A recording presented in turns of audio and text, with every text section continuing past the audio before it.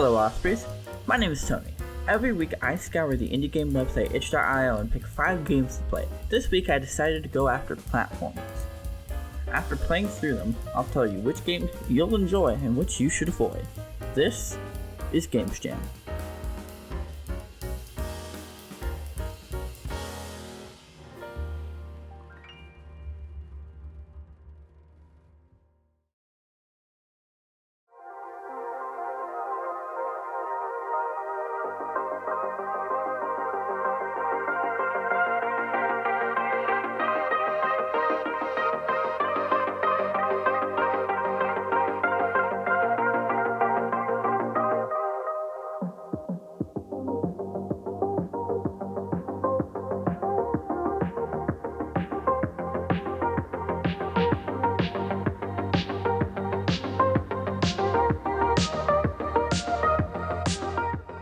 Gunboard is a very fun demo.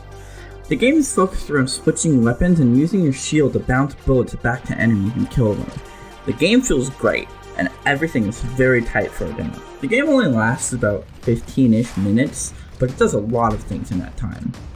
I would say the boss is a bit lackluster, I wish I could use more weapons against him during the fight, and I wish the fight was more exciting overall. But it was a very good demo, and I would keep an eye out on this release.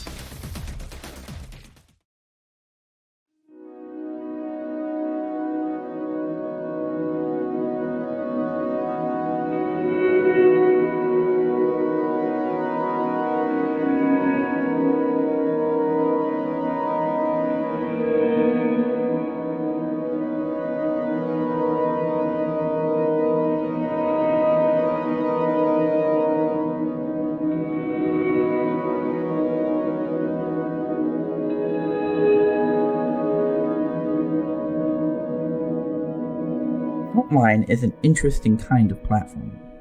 The game is all platforming, but it's based around this charm and uniqueness that makes you want to keep playing.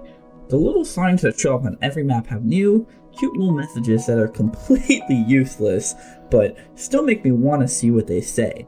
The game does require some skill, especially as you progress in the levels. I will say though, that sun is super creepy, which I'm sure was the goal.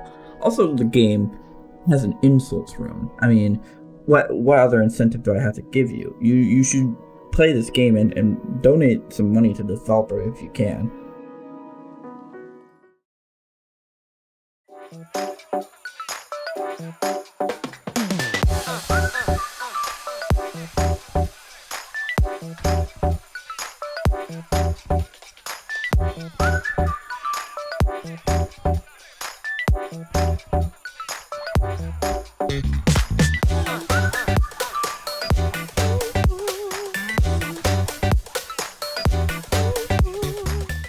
Primekeep is another demo that I absolutely love. The concept is that you can make any area on the map go back in time to get past obstacles and collect gems just for the fun of it.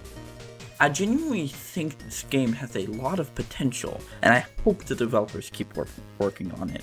The puzzles are really unique and I like the function, but I wish it were easier to remove time travel blocks. Right now, all you can do is right-click and remove every single block that you have time travel, which I think is a very useful function, but I wish there was also a function to remove individual blocks while you're doing the time travel so you can waste less time. But that's just a minor nitpick, and I know that the game is very much a demo, so I hope the developers just keep working on it, and please play this game and give them encouragement. They really need it, and I really want to see more of this game.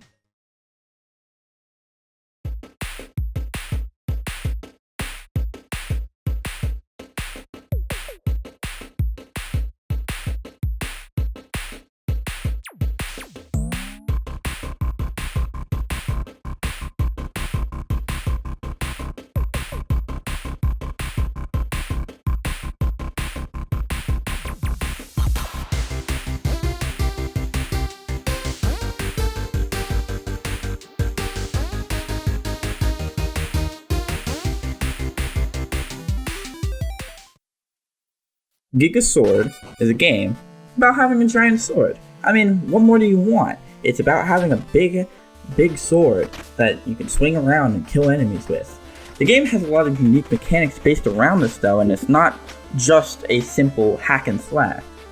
You can't jump as high with a sword, so there are certain areas where you can't bring your sword initially, and you have to find a way to bring your sword up there. There are conveyor belts that bring it up. Sometimes you have to use a platform to bring the sword up with you, and it gets really interesting, and I really like that it's not just a simple hack and slash about having a big sword, which I wouldn't mind, but I like that they kept going with it. I do think that the enemies are a little bit easy, as most of them can be killed by a 3-hit combo after dodging their attack, but I didn't really get far enough to see any other enemies besides like 3 or 4, so maybe they get harder as they go on, and I hope they do because I would like that challenge personally.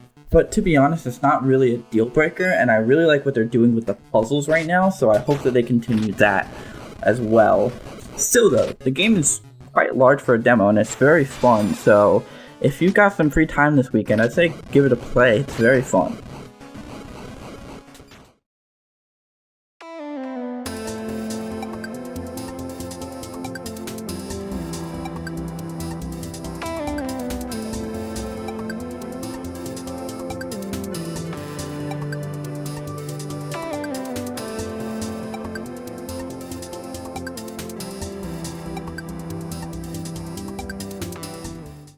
Armored Tale is a really retro video game. Like, I wouldn't be surprised if this were back on the NES in 1983. The game also has a similar level of difficulty with the instant kill spike traps that are classic in most of the old games, and having the jumps be hard to index as you move such a weird amount. I don't really know how to describe it, you really just have to see it for yourself.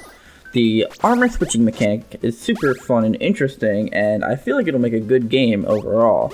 The game has a lot of content, it's paid for, so I would hope that it has a lot of content, and it looks pretty polished overall, and it has a lot of charm. It's very cutesy, it's very classic. I didn't really like it personally, but I don't see why I shouldn't recommend it to you guys, because it's a very polished, good platformer that does what it does well. So if this is what you're looking for, definitely give this game a play.